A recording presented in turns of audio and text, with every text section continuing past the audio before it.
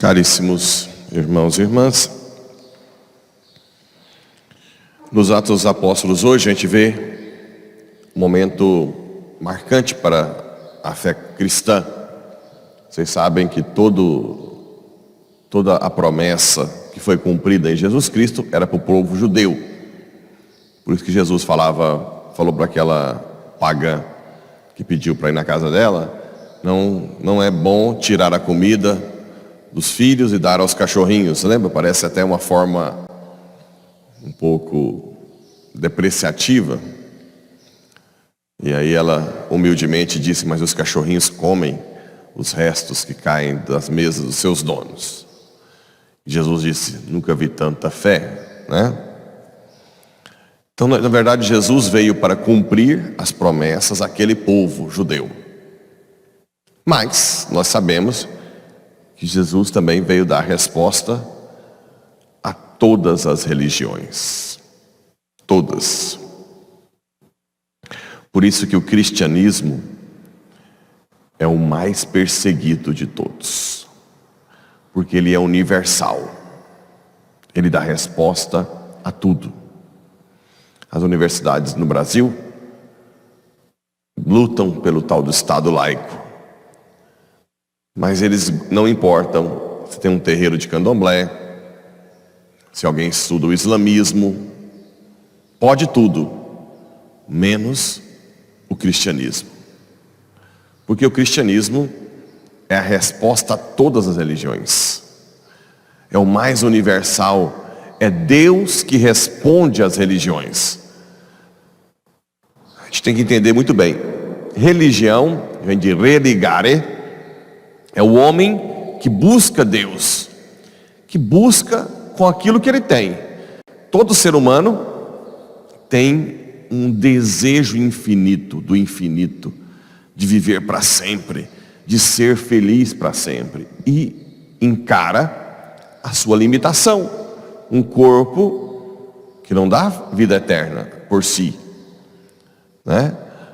Nós definhamos aquela felicidade para sempre, nós não somos capazes de dá-la. Isso gera em todo ser humano a busca de algo maior. Os índios, como o conhecimento deles era rudimentar, o que eles buscavam como maior? O que eles divinizavam? Os fenômenos naturais. Sol, Deus Sol, trovão, não é isso? Mas eles buscavam algo a mais. Quando os portugueses chegaram, ou quando os jesuítas, eles foram catequizados de que esses fenômenos naturais também são submissos a Deus. E que, na verdade, quem dá anseio, quem sacia o nosso desejo infinito é o Deus verdadeiro que criou tudo. Os índios precisam ser catequizados, né? Precisam conhecer, assim com todas as outras religiões. A Igreja Católica, o cristianismo, sempre dá resposta a todas as religiões. Existem várias religiões, mas um Deus que responde a todas. E é esse Deus cristão que se encarnou que leva o demônio ao ódio. Por isso o cristianismo é a religião universal. E aqui é quando os judeus começaram a ver isso. Quando Pedro foi chamado para ir à casa de Cornélio, que é pagão. Antes ele teve a visão de vários animais impuros, que eles consideravam impuros pelos judeus, né? O porco, vários animais são considerados impuros. E o Espírito diga: coma, Pedro. Não, eu jamais colocarei animais impuros. Como você chama impuro aquilo que eu purifiquei? E logo depois ele recebeu o convite para ir à casa de Cornélio. E ali toda a família foi batizada. Tiveram a ação. Aí Pedro agora disse para os outros cristãos judeus. Como é que eu vou impedir que aquela família que Deus quis que descesse o Espírito Santo, como é que eu vou impedir que isso aconteça? Ou seja, se Deus quer universalizar a salvação, quem sou eu? E depois o apóstolo Paulo, né? Que é quem mais pregou aos pagãos. Uma passagem interessante, Gálatas 2, em que Pedro já tinha dado a concessão para pregar aos pagãos e não ter circuncisão no concílio de Jerusalém. Lembra quando reuniram para decidir? Só que teve um momento que Pedro estava lá, primeiro só Pedro, Paulo e os pagãos, e Pedro estava comendo com os pagãos. Quando chegaram os novos cristãos judeus, que os judeus são mais fortes, o que Pedro fez? Se afastou dos pagãos, fez de conta que não estava com eles, lembra? E o que Paulo disse? Como que tu, que queres ser judeu, se comporta como pagão? Paulo puxou a orelha do Papa. Ali é para mostrar que nós sempre temos nossa fraqueza, né? Ficou com vergonha de estar no meio dos pagãos. A gente ficou com, né? Seria como se você fosse de uma sociedade rica e você estava no meio dos pobres, aí chegam os ricões, seus amigos, aí você sai de perto. Mais ou menos isso. Porque os judeus se achavam a última Coca-Cola do deserto, né? Então era vergonhoso. Aí Paulo vem dar uma paulada no Papa. Ou seja, todos nós estamos sujeitos a correções. Todos nós temos que estar abertos a correções. Ninguém está pronto, né? Ninguém está pronto. Uma prova que nós buscamos Deus, todo ser humano, é esse salmo. Minha alma suspira por vós, assim como a corça suspira pelas águas, suspira minha alma. A alma de todo ser humano suspira por um Deus. Toda a alma, né? A minha alma tem sede de Deus e deseja o Deus vivo. A minha alma tem sede de Deus. Outro dia eu ouvi assim: padre, você tem seus seguidores que seguem você. Quando você for embora, te deixarão a paróquia. Eu disse: veja bem, se alguém me segue, é porque ouve o que eu falo. E eu nunca aponto para mim mesmo. Nunca. Não é? Em todo momento, 100% das vezes, eu aponto para Cristo. Então, se alguém segue por mim, pelo menos a alma dele sabe que eu não aponto para mim. Eu aponto para Cristo. Se vocês pegarem as minhas homilias todas, praticamente é a mesma coisa de forma diferente.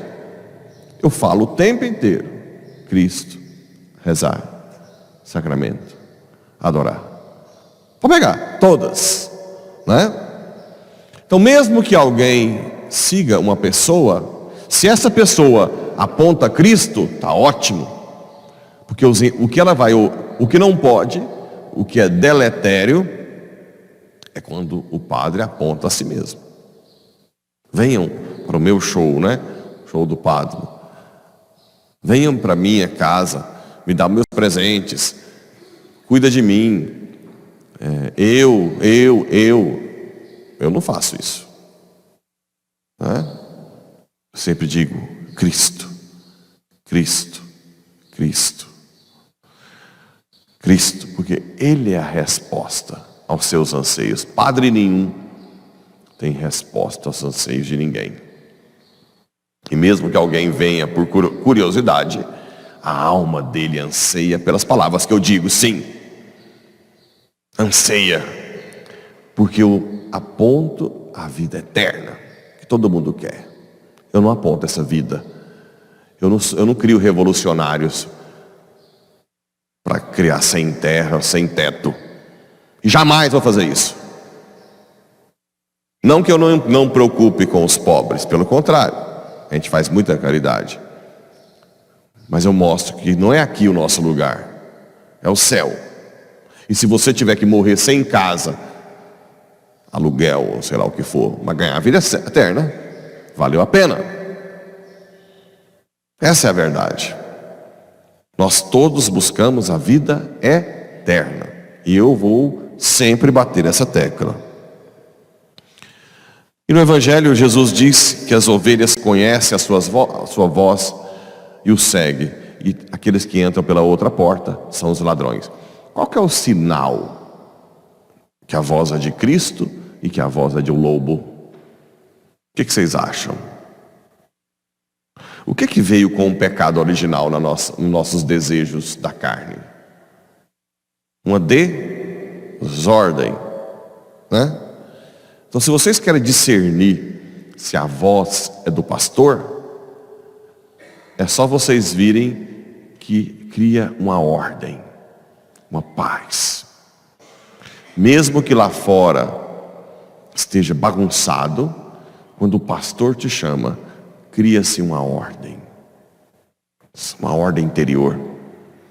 A voz do pastor te acalma, mesmo que você esteja em tribulação. A voz do ladrão, do lobo, tira a sua paz. Quando você tiver alguma dúvida, vá por esse lado. É a voz que ordena, né? Por isso que eu digo, meus irmãos, pela dubilésima vez, apaixonem por Jesus Cristo. É isso que dá ordem.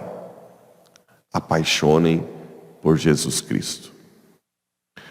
Ontem eu estava pensando 1000 coisas na cabeça, de projetos, de coisas, de uma coisa ou de outra, que começou a perder a paz. Aí eu entrei na capela e disse: a minha alegria, Senhor, é saber que tudo se resume a isso que eu vou fazer. Eu te amo. Que eu nunca perca essa referência. O resto que vier vem de ti, né? Mas que eu não perca esse desejo de dizer que te amo. Imediatamente a paz entrou dentro de mim. Porque a nossa religião não é o do fazer, é do amar, né? Amar uma pessoa, ou 3 pessoas. Amar a Cristo. O resto é resto. Vem por acréscimo.